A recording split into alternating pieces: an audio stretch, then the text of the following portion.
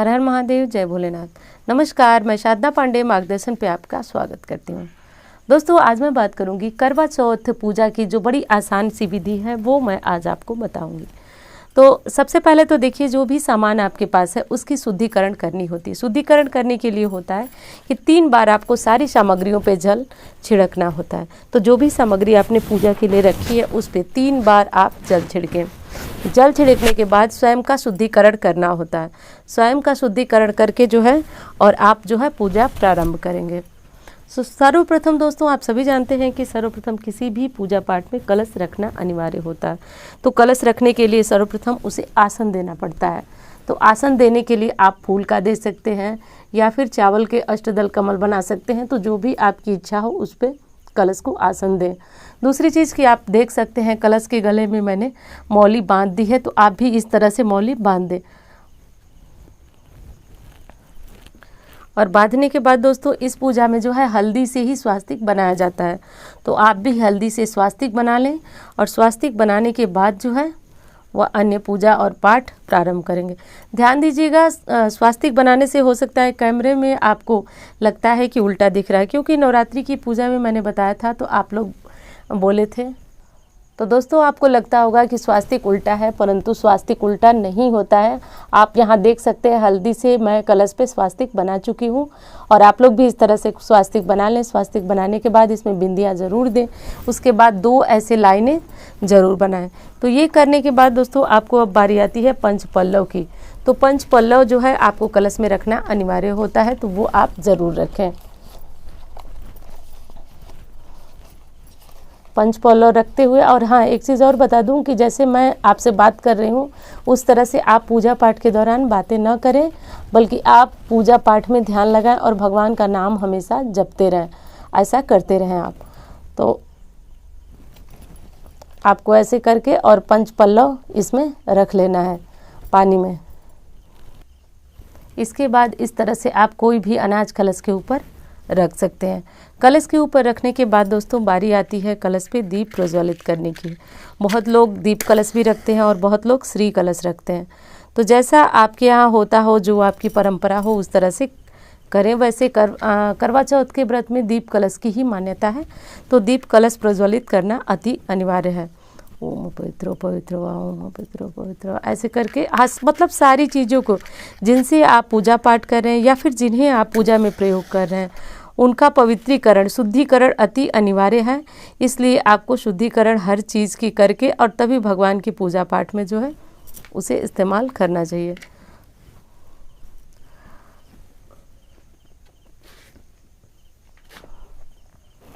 अब ये हो गया दोस्तों, हमने भगवान की अब जो है स्थापना कर दी।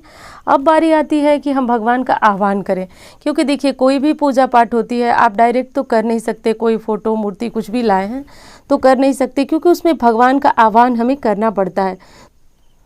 उसके बाद इस तरह से हाथों में थोड़ा सा पुष्प ले लीजिए और थोड़ा सा चावल ले लीजिए, अक्षत, और ले करके हाथ जोड़ करके और भगवान का स्मरण कीजिए। गौरी गणेश का स्मरण करके बोलिए कि हे भगवान, मैं करवा चौथ के पूजन के लिए गणेश जी, माँ गौरी, आपका आह्वान कर रही हूँ। आप मेरी पूजा में आकर मेरी पूजा को सफल करें। ऐसा बोलते हुए आप जो है पुष्प और अक्षत को यहाँ छोड़ देंगे। ठीक वैसे ही क्या करना है, आपको फिर से पुष्प ले लेना है और अक्षत लेकर के आप महादेव स्मरण करना है कि हे महादेव, हे भोलेनाथ, हे आदि महादेव, आप मेरी पूजा में आए और मेरी पूजा को सफल करें। ऐसा बोल करके, ये मानसिक आह्वान है, आप इसको समझिएगा कि मैं कहना क्या चाह रही हूँ। तो आह्वान करके और वहाँ छोड़ देना है। उसी तरह कलश देवता यानी वरुण देवता का आह्वान करना है। देखिए हाथों में अक्षत ले लीजिए और थोड़ा सा पुष्प और अक्षत लेकर के, हे वरुण देव, आप, मैं करवा चौथ का पूजन करने के लिए आपका आह्वान कर रही हूँ। आप मेरी पूजा में आए और उसे पूजा को सफल करें। इसके बाद आप गणेश जी को स्नान कराएंगे। ओम गंगणपतये नमः, ओम गंगणपतये नमः बोलते हुए। उसके बाद माँ गौरी को स्नान कराएंगे। ओम माँ गौरी नमः ऐसे बोलते हुए आप माँ गौरी को स्नान कराएंगे। उसके बाद आप महादेव का, यदि आपने मिट्टी का शिवलिंग बनाया, आपके यहाँ जो परंपरा हो, तो आप उन्हें भी स्नान कराएंगे। और यदि फोटो, मूर्ति या फिर कोई तस्वीर है तो आप उन्हें पंचामृत से अभिषेक कराएंगे, क्योंकि तस्वीर का भी से अभिषेक करा सकते हैं और शिवलिंग है तो अच्छी बात है। लेकिन नहीं है तो आप इस विधि से फोटो मूर्ति पे अभिषेक कराएंगे। उसके बाद वरुण देव यानी कलश देवता को स्नान कराएंगे। और स्नान कराने के बाद दोस्तों अब आपको करना ये है कि सबसे पहले तो आपको अपने करवे को भर लेना है। एक करवे में मैंने जल भरा हुआ है, तो आप देख लीजिए आपके यहाँ जो परंपरा है, हमारे यहाँ उसी करवे से चंद्रदेव का पूजन होता है और व्रत को खोला जाता है। और इस करवे में मैंने कुछ सूखे मेवे भरे हैं। अब आप देख लीजिए आपके यहाँ जो परंपरा जिस भांति आपके यहाँ होता हो आप उस तरह से कर लें। और ये जो पूजा विधि है बहुत आसान है, बहुत साधारण है, हर कोई इस पूजा विधि को कर सकता है। और करवा भरते समय एक चीज़ का ध्यान दिया जाता है कि वो बिल्कुल भी खाली न रहे और करवा आपका पूरी अच्छी तरह से भरा हुआ होना चाहिए।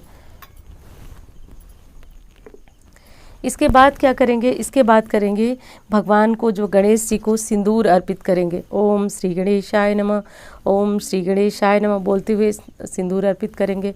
माँ गौरी को सिंदूर अर्पित करेंगे। ओम देहि में आरोग्यम सौभाग्यम, देहि में परम सुखम, रूपम देहि जयम देहि, यशो देहि दिशो जयी। ओम देहि में आरोग्यम सौभाग्यम, देहि में परम सुखम, रूपम देहि जयम देहि, यशो देहि दिशो जयी। आप देख सकते हैं जो सिंदूर लगाया हुआ है गौरी माँ को, उस सिंदूर को जो है आप अपनी मांग में भरेंगे। परंतु जब आप फोटो या मूर्ति में लगी हुई गौरी माँ को सिंदूर अर्पित कर लेने के बाद आप जो है इसी सिंदूर को अपनी मांग में लगाएंगे। ये काफ़ी शुभ होता है।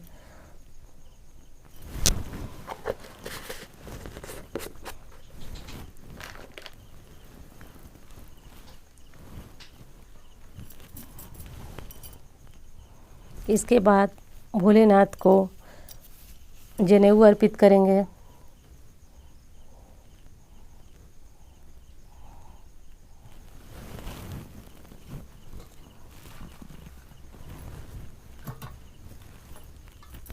और देखिए यहाँ श्री गणेश जी को भी हम जनेऊ अर्पित करेंगे। और श्री गणेश जी को जो है पीले रंग की जनेऊ अर्पित होती है तो वो भी हम अर्पित कर देंगे। उसके बाद बारी आती है भगवान को इत्र समर्पित करने की। देखिए ये इत्र जो है 2 तरह के मेरे पास हैं, तो ये इत्र मैं हमेशा अपनी पूजा में इस्तेमाल करती हूँ। तो ये इत्र समर्पित करें। ओम श्री गणेशाय नमः, ओम श्री गणेशाय नमः, ओम माँ गौरी नमः, ओम माँ गौरी नमः, ओम श्री गणेशाय नमः, ओम नमः शिवाय, हर हर महादेव, शिव शंभू, काशी विश्वनाथ, ओम वरुण देवताय नमः, ओम वरुण देवता। इस प्रकार से आपको कर लेना है। उसके बाद आपको करवे को भी अच्छी तरह से टीक लेना है। जो भी आपके यहाँ करवे की पूजा होती है वैसे साधारण सी करवे की पूजा होती है, उसको अच्छी तरह से जो है वह तिलक कर दिया जाता है करवे को, तो इसकी पूजा हो जाती है। उसके बाद बारी आती है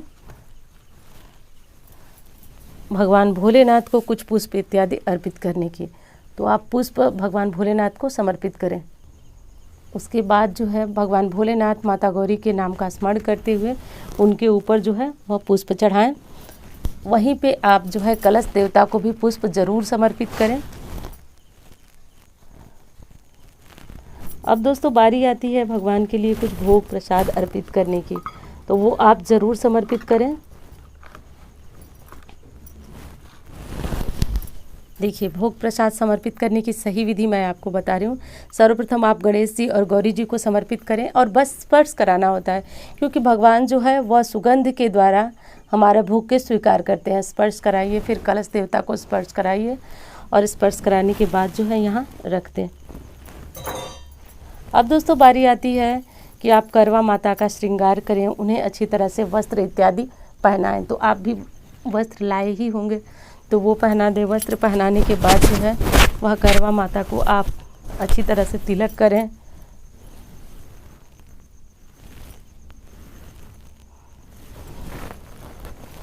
तिलक करने के बाद आप इन्हें भी भोग प्रसाद इत्यादि सब कुछ समर्पित करें।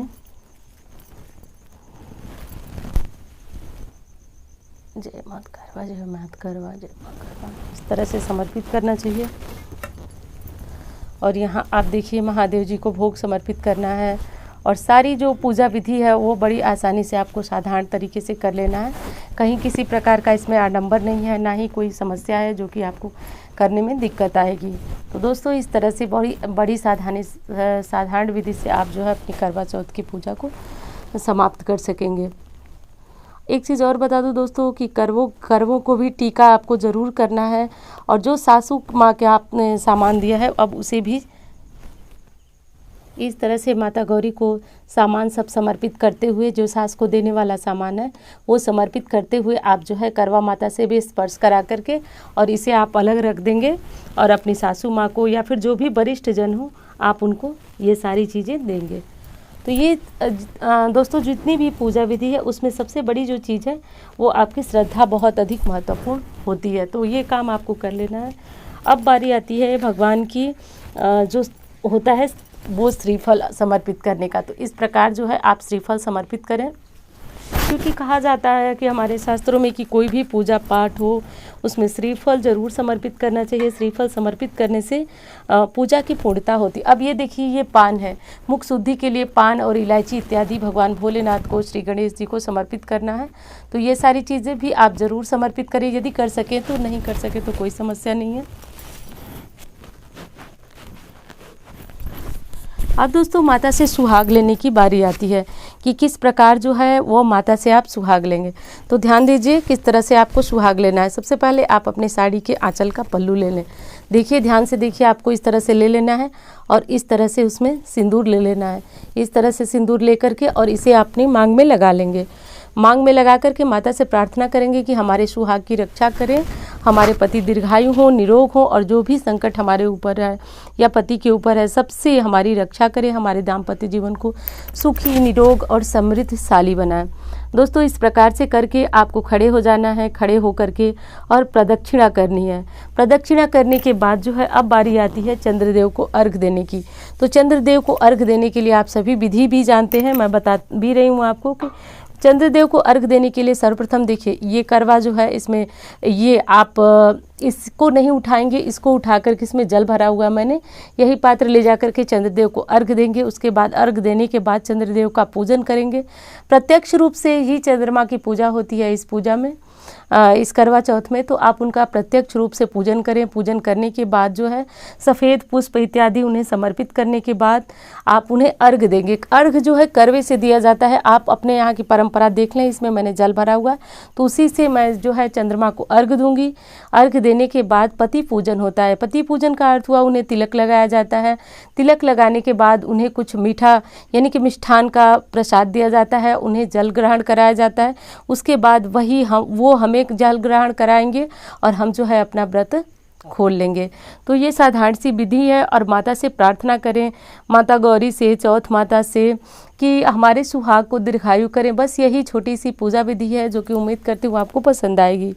तो माता गौरी और भोलेनाथ की कृपा सब पर बरसती रहे, ऐसी कामना करती हूँ। धन्यवाद।